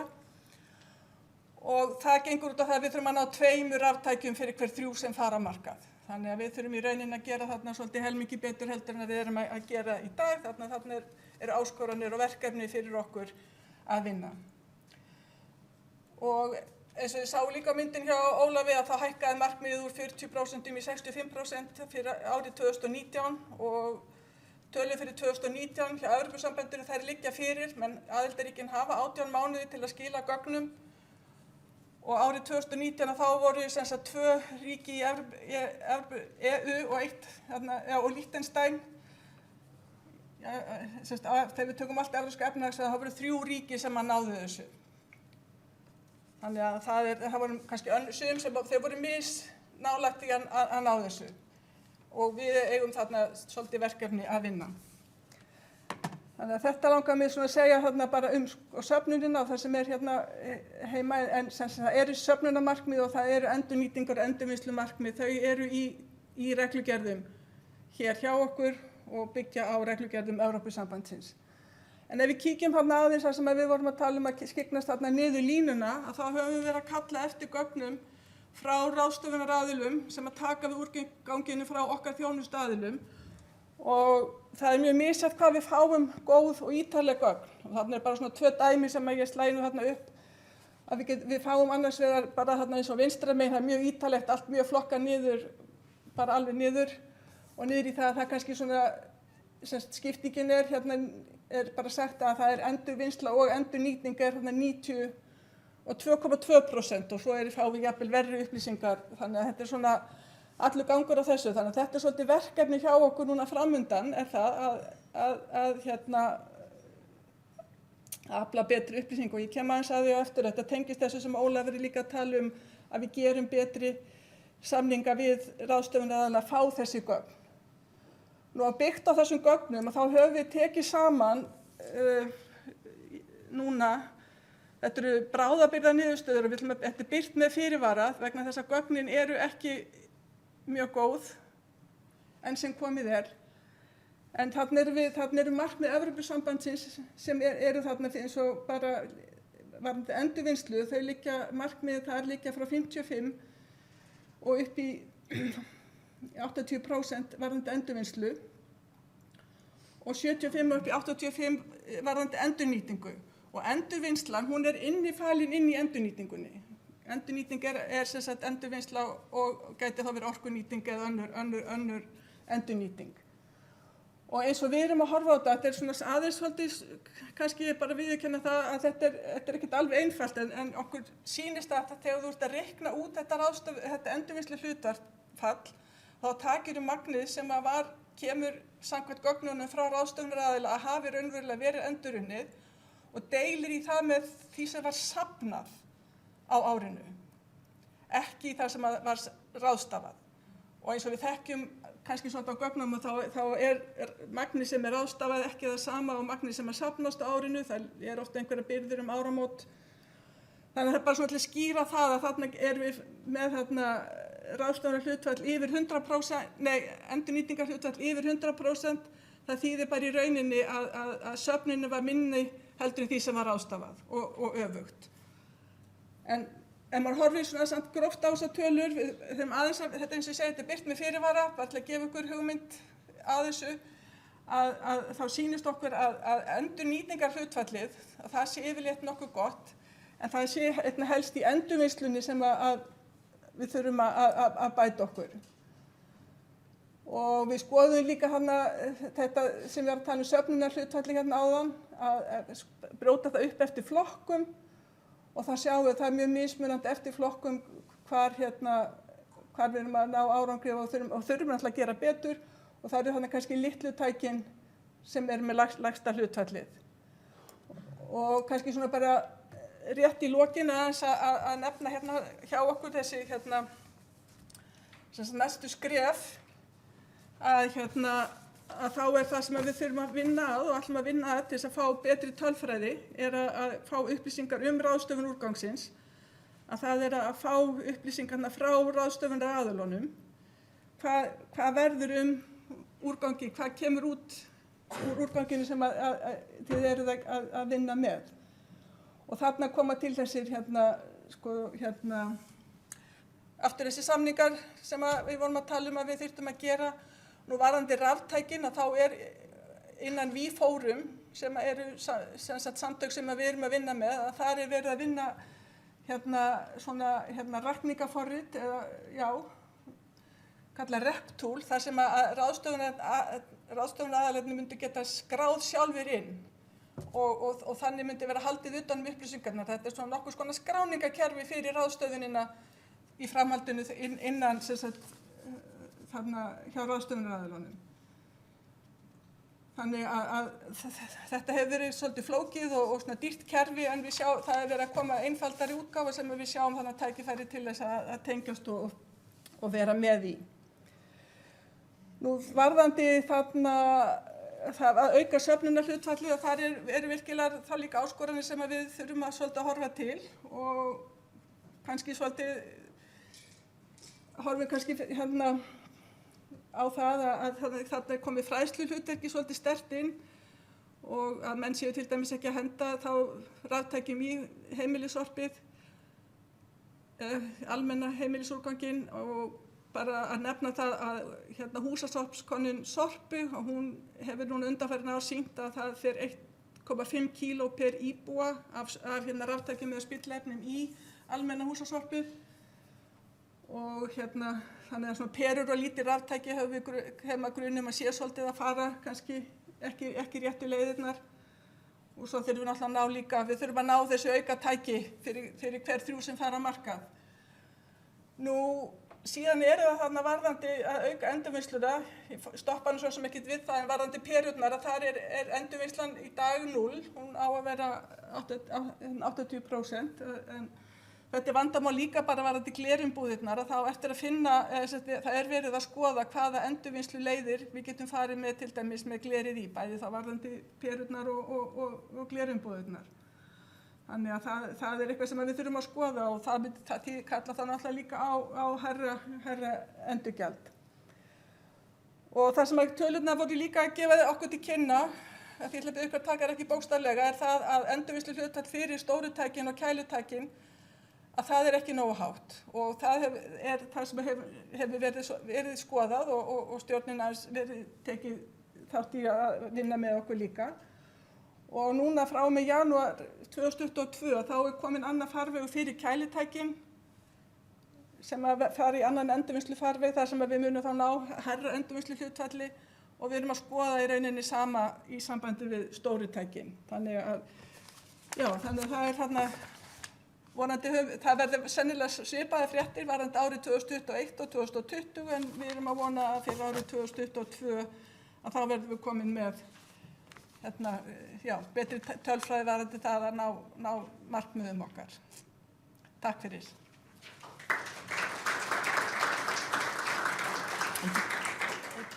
Ég þakka Ólafi og Gunnlaugu kærlega fyrir mjög greinargott yfirlit yfir rekstur sjóðsins og við fengum svona góða yfirferð líka á þeim áskorunum sem eru framundan og hvaða tækifæri eru til framþróunar. Mér fannst ég svona skynja það að það eru heilmikið tækifæri í þessu sem að verið náttúrulega bara krafan innan rekjanleika og sýna hvert úrgangurinn, hvernig honum er ráðstafað. Það er þessi skýru markmið sem kom fram í regluverkinu sem okkur ber að fara eftir og það er mjög gott og það er samræmt öllu Evrópska efnahagssvæðinu þannig að það er líka gefur tækifæri varðandi samkeppni og annað. Það er svona þessi rakning sem varst að tala það myndi mig svolítið mikið á annað mál sem heitir rakningaforrit COVID, þetta er kannski svolítið svipað en það þarf að rekja þetta, það er alveg á kláru. Og fræðslu og kynningamál og söfnun og viðvangi. Þetta er ótrúlega mikið af spennandi verkefnum og það þarf að fara í þetta til að ná árangri. En ég ætla að núna að segja að það er komið kaffihlé. Við ætlum að gefa 20 mínútur eða eigum að hafa það hálftíma, Ólafur. Ég myndi segja 20 mínútur, ekki bara byrja 2:30. Eða við þurfum kannski aðeins mér. Ég hói í ykkur, segjum 20 mínútur pluss. Takk fyrir.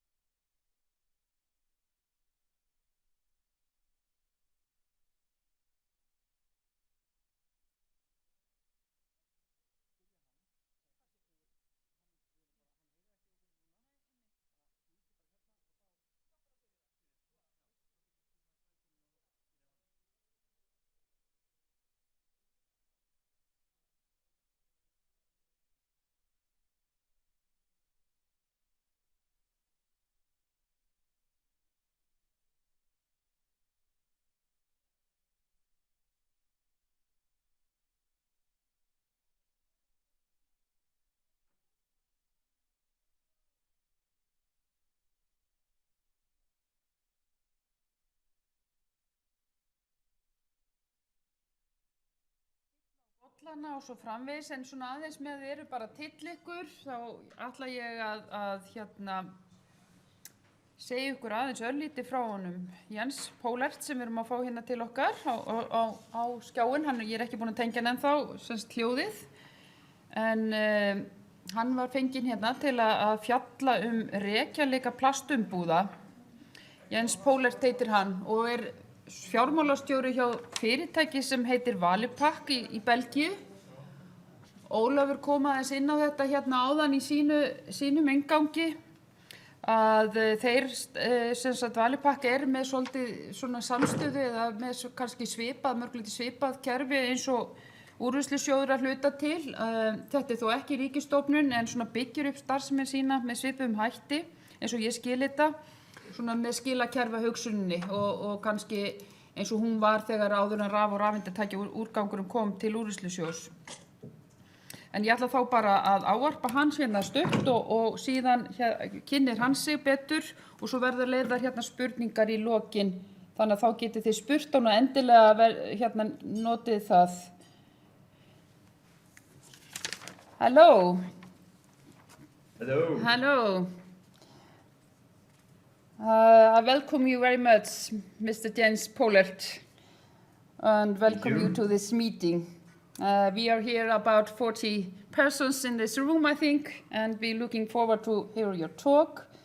And say the floor is yours, if I can say so. Thank you very much for your introduction. For me, first of all, it's an honor to be invited in your board meeting and to share the presentation with the latest developments of the traceability and effective recycling, recent developments from Valipak. So today what I'm going to present to you is first of all a little bit about our system, the Valipak system, and then of course the focus will be most likely about the commercial and industrial plastic packaging waste under the regulations of Valipak, so from the Belgian industrial industry. I will try to keep my presentation in 20-25 minutes, so let's hope we can keep it in that timing. So first the Valipak system, then afterwards I'm going to tell you something more about traders in the Valipak system and how important they are and why we have contracts with those traders. The third topic will be more about the result of the cartography. Where does the plastic industrial packaging waste have been sent for recycling? Next to that, of course, we are performing as well audits on the reporting of those traders. So they give us figures, we perform audits. We call that the legal compliance. Next one as well is what we do is we are doing audits on recyclers on export countries, like in Turkey or in Asia.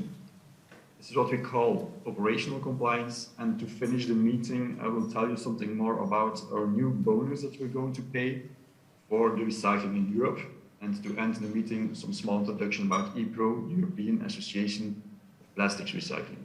We have a specific working group there, Trade and Export, and I'm going to tell you something about that as well. So to start this presentation, I'm going to give you some slides about our system and how we operate in Belgium and what we do. Actually, Valipak is established in 1997, and we are actually the accredited organization for the take-back obligation for the industrial, so the commercial and industrial packaging waste in Belgium. This is a big difference. I got a meeting with Oliver last week, and he told me that you people are dealing with a lot of more streams, whereas Valipak, we are only dealing with commercial and industrial packaging waste.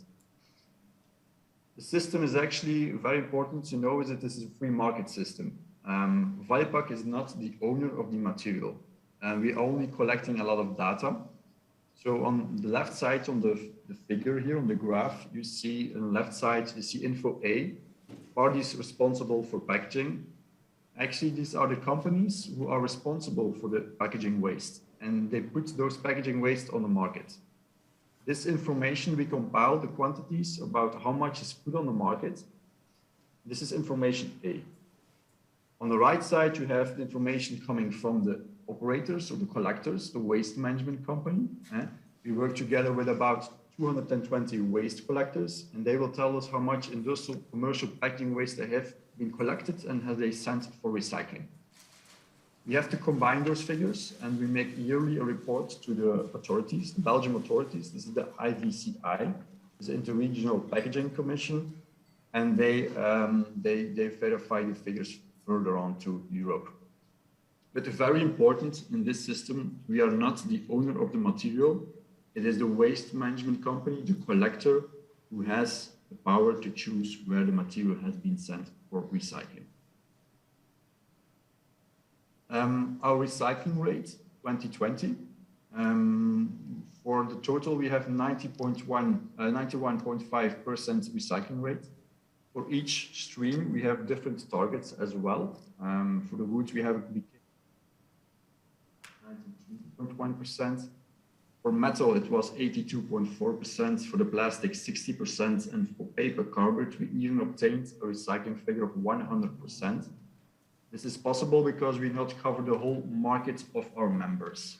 So we collect more, but we do not register them all. We only have 90% market coverage within our waste, within the clients. Of course, this is a system that's been going on, has been established in 1997. We also need to change and we need to adapt. So we're going to change more from a linear model to a sort of circular model. And each 5 years, Valipak needs to have a new accreditation with our governments. And next year we have a new accreditation.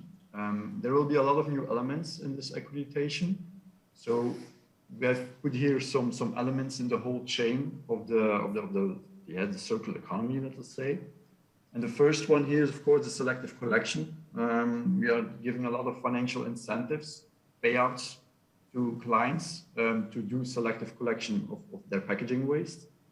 The second one is what we are going to focus very on today. We want to have full traceability and know what effective recycling. So we want to have full traceability, meaning we want to know what the final recycling destination is of the material and that it's been properly recycled. Third one is that we are going to invest more in local recycling. We want to strain for more circularity, of course. We're also aiming for the integration of design for recycling guidelines and eco-modulation in our system. And we want to make also a promotion for reuse and prevention. But the focus today here is between the waste management companies, traders, and towards recyclers, full traceability and effective recycling. So then I come to the slides of traders. Why do we work together with traders? What is their market share and why have we signed a contract with traders? To indicate this, the Valipak system, as I already told you, we are working together with a waste management company. In our first step of the recycling chain, the waste management company for the commercial and industrial plastic packaging waste, focus here it's now on the plastic, they can choose whether they send the material directly to a final recycling destination or palletizing, or they can sell the material to a trader. And when it's been sold to a trader, the trader will, they will buy the material, they will resell the material, most likely for export, but they will also do some sorting activities, mainly on some material. What we see is that when the material is being sold to a trader, 90% of the material is going on export. It's not being recycled local in Europe.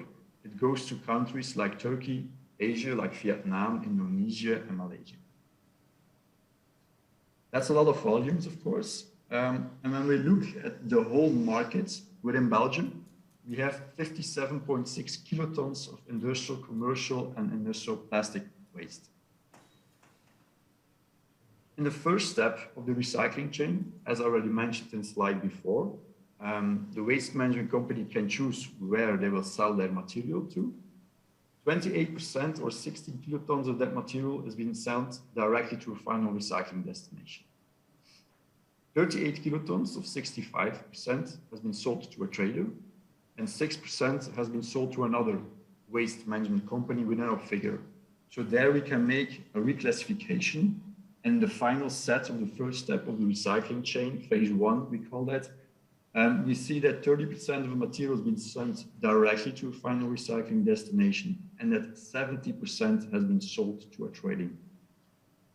So conclusion of this slide is that a lot of material the plastics, commercial industrial plastic waste, has been sold to traders. And Valipak has no knowledge about the final recycling destination. Within our new accreditation and our new view, Valipak wants to get information about full traceability, of course. What are all the final recycling destinations, not only for plastics, but in the future as well for paper, cardboard, for wood, and for the metal. We strive for reliable figures, and we don't want to have imposed corrections, because that's why at the moment we have a lot of negotiations with governments. We don't know the final recycling destinations, and they make exactly corrections on our figures, recycling figures. We want to know where all packaging waste has been recycled, but also that's been properly recycled, and that also broad equivalent conditions, such as child labor, forced labor, general environmental aspects, are also met. This is very crucial for the Valipak system, but for the whole industry, our clients as well, of course. Because of that and those wishes, we have implemented 3 Valipak axes, we call them, for the pool of recycling. So the first axe will be the traceability. Valipak wants to have, or needs to have, a database with all final recycling destinations for the commercial industrial packaging waste from Belgium. The second axe will be the legal compliance, such as do we know or do we have the evidence that the recycler, which the trader or the waste management company is working with, does have the proper license, though they may legally operate for acting recycling according to that country. And third one will be that we want to know that the materials being sold to those recyclers have effectively been recycled. So that's reliability that the material has been recycled. At the moment, Valipak has signed 12. Yesterday we got a 13th trader. We have signed a contract with traders. And the contract actually tells us that they need to tell us more about what the final recycling destination is. So they have to send a full transparency with Valipak, where do they sell the material to. Next year we have new accreditation and we have to sign new contracts with those traders. As you can see on the left, this is the first page of the contract. The contract was valid from 2019 towards 2021. So for reference year 2021, we still have a contract, but for next year, 2022, we need to have a new contract, and we also got some new modalities to put in that contract. What's now the result of those contracts, of course? To further explain this, we have 2 phases in our traceability system. The first phase will be the phase then the figures from the first step from the recycling chain. So when a waste management company makes the declarations towards Valipak, they will either sell it to a recycler or a trader. This is the first step. Where do we see in the category where the material has been going to? The second phase will be the final results. After reworking the figures, the contracts with the traders, what are then the final recycling destinations? This will be divided into Asia, Europe, and Turkey. Phase 1 will mainly focus on Europe. So in the first phase, actually, we cannot tell a lot about this because this is the step where the traders are mostly active in.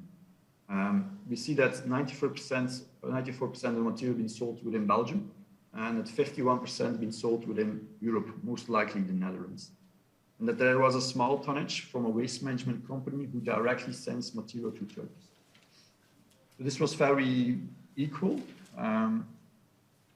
But in the next phase, when we look at the figures from the traders, from the 12 traders that we've contacted, we know where the final recycling destination is of 97% of the material.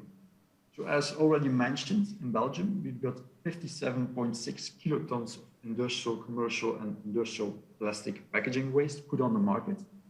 We've made it happen that we can trace now 55.6 kiloton of the commercial industrial plastic packaging waste.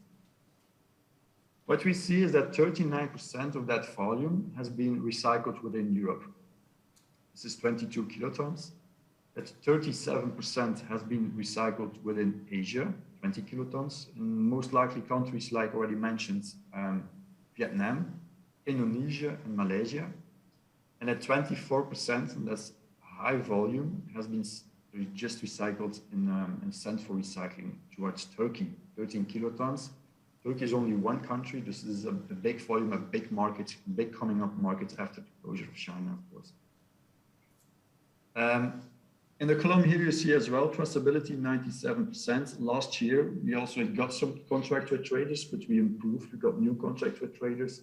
So last year we got a traceability of 90%. So we grow 7%. Of course, for our authorities, we need to have full traceability. So what they are correcting now in our figure at the moment will be those 2 kilotons that we do not have the final recycling traceability. Those figure will be corrected in our figure.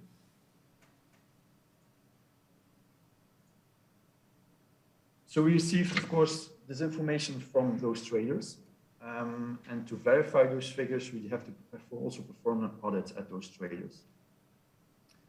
The audit is including a lot of elements, of course. There's also a new development system within Valipak, so it's also new. How can we do an audit? This is the second year that we perform an audit as well in Corona time. So it's a learning process, but what we check, first of all, we check the operating and business licenses of the traders itself. Does it have the necessary documents to may operate and may do export, trading and collection in Belgium? The second step will be that we have a look at their own quality management system. So we verify which qualities they buy from Belgium. And we check as well, is this commercial industrial packaging waste? Because they also collect a lot of other materials. We also do a customer review, which clients can be reported towards Valipak, yes or no. We perform sample checks, meaning that we are asking them for invoices. We are checking transportation documents like Annex 7. We do not check all the documentation, but we do some sample checks on several exporting transportations.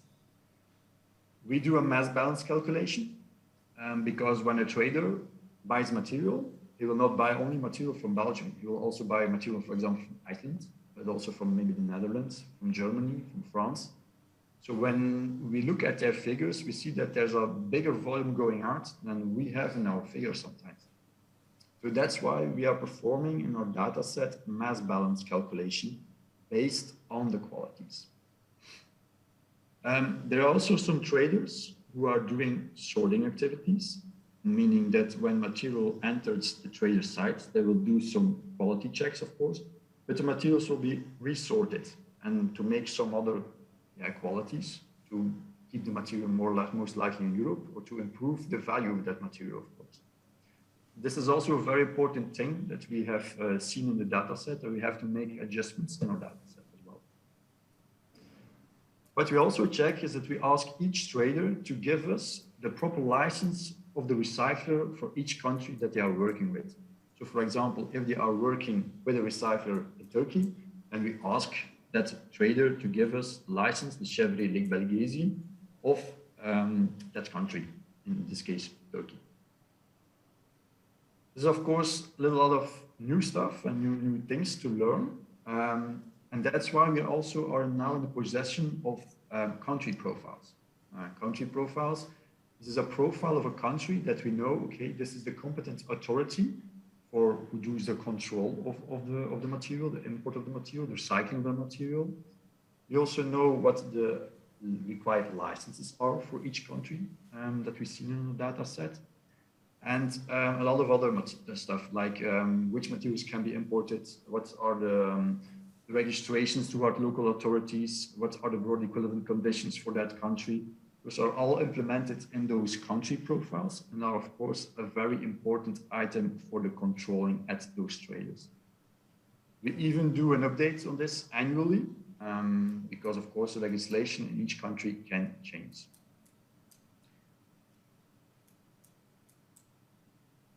Then the next step is when we have audited the traders, we also need to have the proof of effective recycling, so the operational compliance. The material has been sent to a recycler, does it really have already entered the full recycling process and are the broad equivalents met?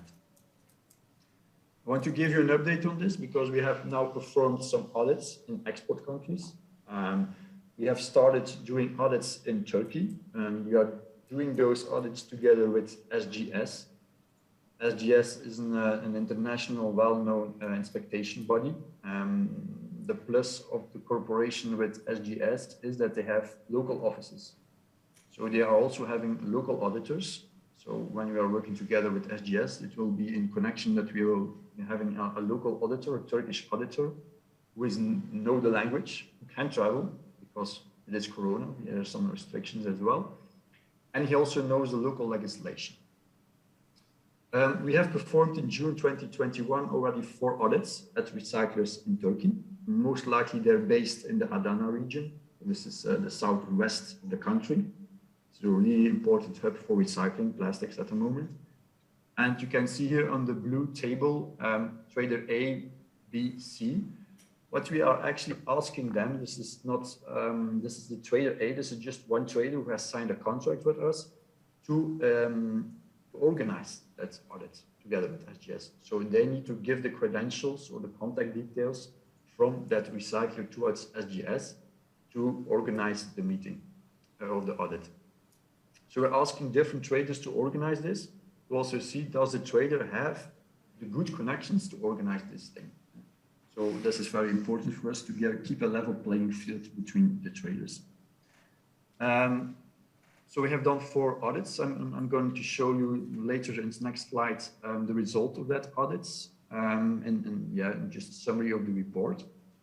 We're also doing a lot of other audits in Asia, but we also have now planned 2 extra audits in Turkey. We wanted to do 6 more audits, but at the moment, you know, in Turkey there was a restriction of an import ban in April of this year. And the government right now is doing a renewal of all licenses for all recyclers. So it's still a market that needs to come up again because a lot of recyclers do not have their proper license to operate at the moment. So they cannot be audited at the moment. But we have planned 2 extra audits in December, so in a couple of days coming on for extra audits. Same thing for Asia. We tried to perform 6 audits in Asia in countries, 1 in Indonesia, 2 in Malaysia, and 3 in Vietnam. I can tell you the audits in Indonesia and Malaysia have been effectively executed. So SGS has visited the recycler and have audited the recycler. But for Vietnam, this was not possible because of COVID legislation. There are some restrictions still in that country. So it's not possible for the local auditor to perform those audits. So we are still waiting to that everything clears out in Vietnam to perform those audits. We are still, for Indonesia, we have received the audit report. For Malaysia, we are still waiting for the first version of that audit report. And this is the slide from an example of an audit in Turkey. So you can see here the report on the left side, the first title page of the report of SGS. You can see that the auditor has been able to take some pictures. So in each report, they were allowed to take it. Maybe sometimes they were maybe not allowed, but it doesn't happen to us at the moment. So you can see here first picture, the import of the storage area, the sorting activities of the material, washing, crushing, extrusion, the production process, and then the storage area, of course, where the pallets are keeping in stock. And we also do some checks on board equipment conditions, safety conditions, environmental conditions. For example, here, wearing of personal protective equipment and the ability here to have an emergency exit, or there are drills on this as well. The conclusion of those reports, for us, Valipark, it was very important to have confirmation that the material, commercial and industrial plastic packaging waste has been fully recycled or has been entered the recycling process. And for us, Valipark, we are already performing a lot of sorting tests in Belgium on bales of plastics. So for example, when a bale of plastic of 9010 film goes on export, we have done already a sorting test on that material, and we make already some corrections on, for example, impurities, and maybe a piece of cardboard in the bale, a glove in the bale, a cup in the bale. So we already have corrections on that. So that's why we are focusing our audit on the target material. And the target material for us is only the commercial industrial packaging waste. So in case of that 9010, it's 9010 film, it's only the films, the high valuable material, for example, the transparent films, and the low value material, for example, the colored films. So the conclusions were of SGS that material has been fully entered the recycling process. This was very good for Valipak because we do not have to make any further corrections on our figure in that case. We also mentioned in the reports, there was highlighted that some improvements should have been made based on, for example, general safety and environmental aspects. Sometimes there were no safety kits available. People weren't wearing their safety shoes. Of course, in Turkey, it can be 40 degrees in June and plus. So, okay, this is based most likely on the country, but SGS had made some recommendations on that in that report as well. So we hope maybe when we perform next year another audit that they have made some improvements on that.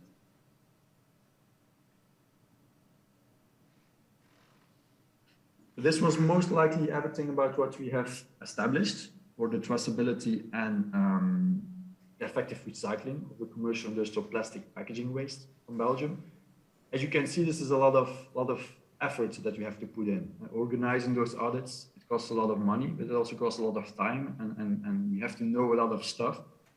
That's why Valipak is going to implement in their new accreditation an extra bonus for local recycling for waste management companies. What we are implementing in our system will be to stimulate, of course, the local recycling. And when a company who will sell material directly to a recycling installation within Europe and the European Union, then they will receive 20 euros a ton plus. So they will receive for the part that is commercial industrial plastic packaging waste, 20 euros a ton. When the recycling has been in a circle of 300 kilometers around our capital, Brussels, then we'll pay another 10 euros a ton. This mainly we have done because we can also audit ourselves in one day. So there's a lot of less costs for Valipak to perform the audit. When, for example, the recycler is in Iceland, then we have to make some travel costs and as well. So this 10 euro on top is most likely because we have a lot of costs for executing the audit. And then we're also giving a bonus for an ÖSAR-Plus recycler. This is a certification system for recyclers. And because of that, we have some guarantees that the material has been effectively recycled and within also certain circumstances.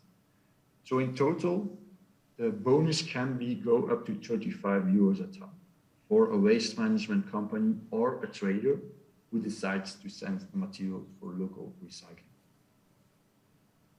So these incentives are cumulative. So it's up to 35 euros a ton.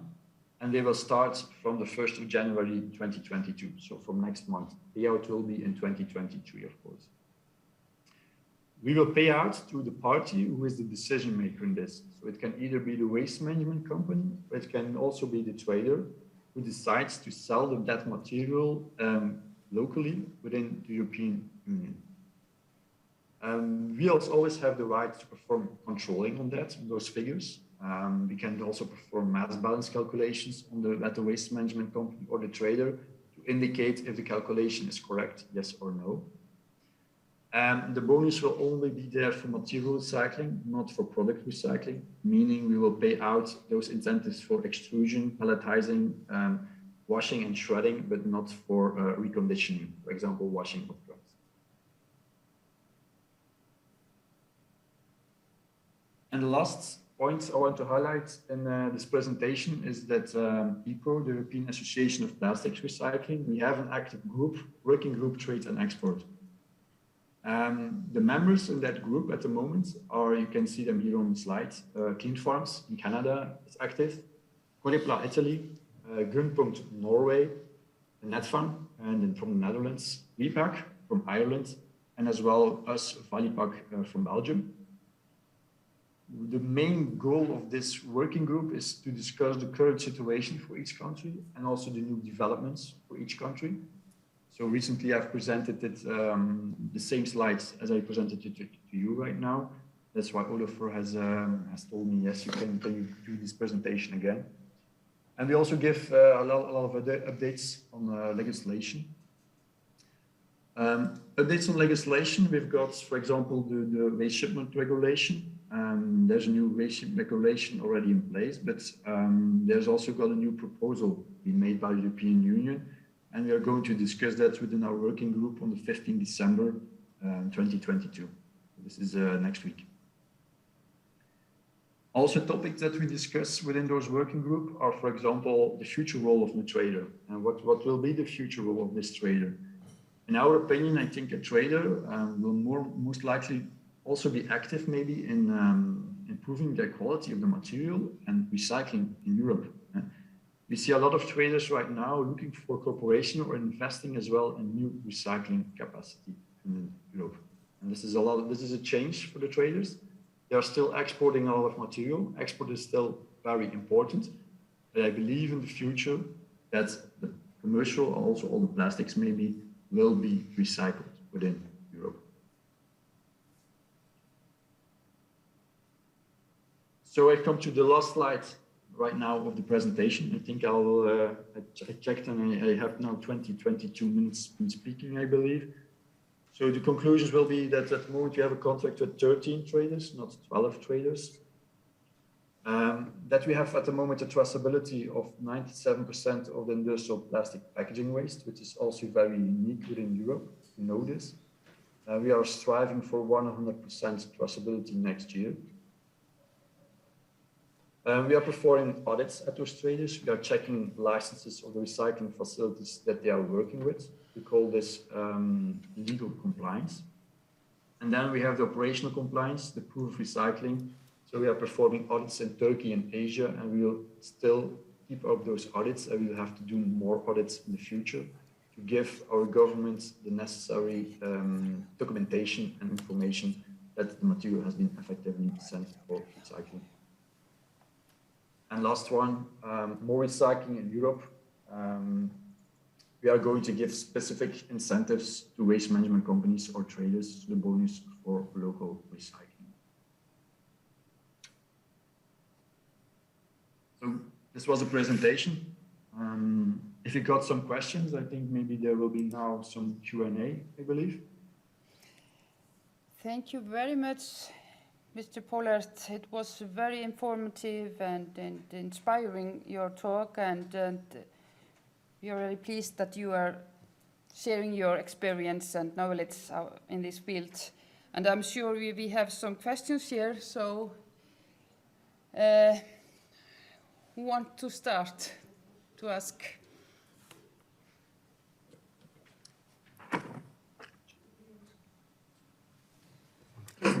Guðlaug ætlar að fara hérna á milli borðana, þannig endilega notið tækifærið og spyrjið. Og það því þarna maður sem maður gríðarlega mikla reynslu og þekkingu, og þetta ótrúlega spennandi sem hann verið að fara yfir hérna með okkur. Þarf ég að hafa hann unmutað hérna, eða? Nei, það var bara svo að hann ekki heyri sjálfum sig með hann bara. Já. Og ég hafa hann þá hérna á hljóði núna. Já. Gerið svo vel.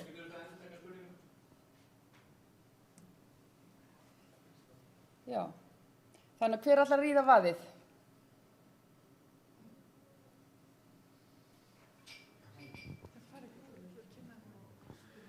Yeah, my name is Ólafur Kjartansson. I'm the managing director for Icelandic Recycling Fund. Jens, thank you very much for your informative presentation. I have one question for you. Maybe I missed the slide, but did you show us the traders that are part of your agreement, those 12 traders? Could you maybe put them on the slide? This one. No, I mean the names of the traders. The names of the traders, those are quite confidential, but I can maybe work this out. I can tell you maybe if I don't know which company are you working for, because now it's in a big group, of course, so I need to have some confidentiality in this as well. Yeah, okay, I understand. but we are doing business with a trader in Holland, Pötem, which I believe is part. I can tell you that we have a contract with Putin. Thank you. Thank you.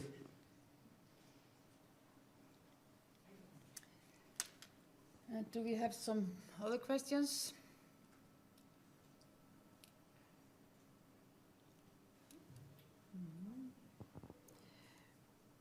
Maybe I should ask one. In your opinion, Mr. Pollard, what are the key elements to ensure EPR system for packaging are efficient and cost effective? What do you can answer that? Can you repeat the question, please? Yeah. In your opinion, what are the key elements to ensure EPR systems for packaging are efficient and cost effective? Yeah, Okay. that's a very difficult question to ask, of course. I did not find it out That's- myself, but maybe someone.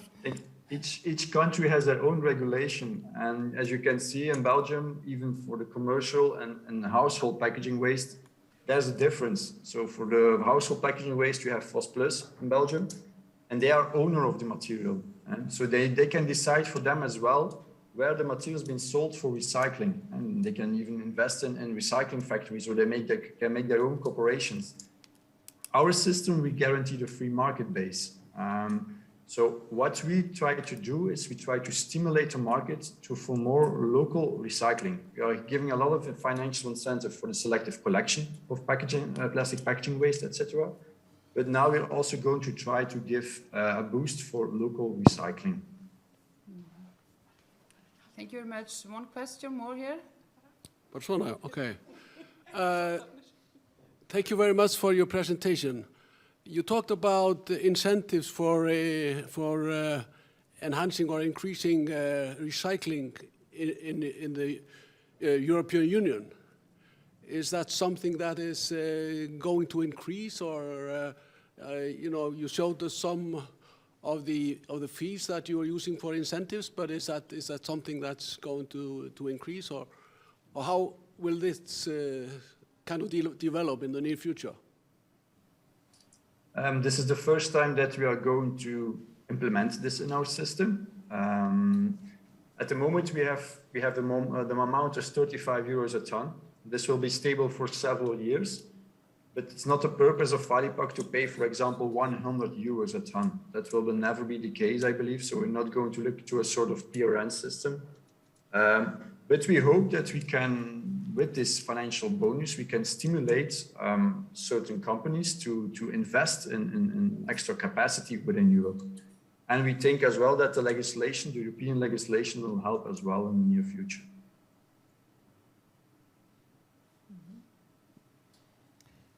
Thank you very much. One question more from Ólafur. Yes, one question more. Maybe I missed it, but who is receiving this bonus payment? Is it are the traders receiving this payment, or the contractors? It's the company who decides to send the material directly to the recycler. So it can either be the waste management company, or it can be the trader. Okay. Thank you very much for your very clear answers here today. I think we don't have any more questions. I can see that. So I will again thank you very much for your presentation and to give us your time today and be with us. So Okay. It was my pleasure to was give this our pleasure presentation. we give good. I wish you all a good evening then, and keep safe within the corona restrictions. Yes, please you too. Bye bye. Bye. Heyrðu, þá komið að lokum þessa fundar. Vil bara fá að þakka ykkur kærlega fyrir samveruna og fyrir bara alla þá sem að hér voru að kynna, Ólaf og Magnús og Gunnlaugur fyrir mjög góðar kynningar og gott að sjá bara kraftinn hjá sjóðnum og gangi ykkur bara sem allra best og gott að það búi endurvekja ársfundina og takk fyrir mig.